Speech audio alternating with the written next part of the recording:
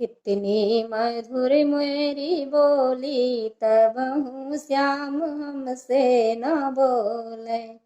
कितनी मधुर मेरी बोली तब हूँ श्याम हमसे न बोले।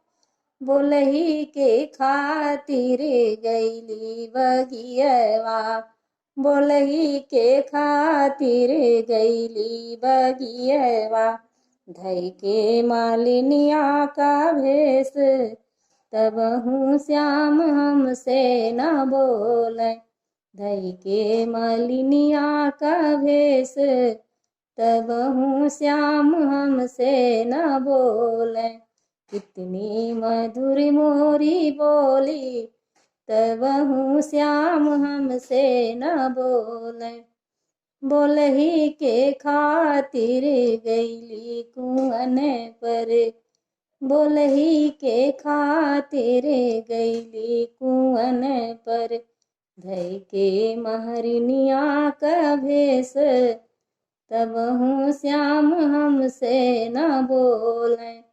धई के कहरनिया का भेष तब हूँ श्याम हमसे न बोले।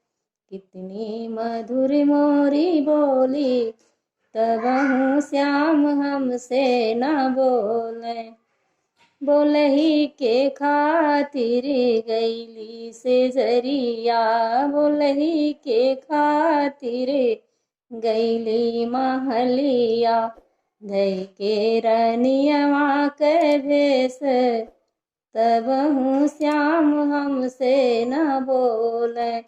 धई के रनियवा के भेष तब हूँ श्याम हमसे न बोले।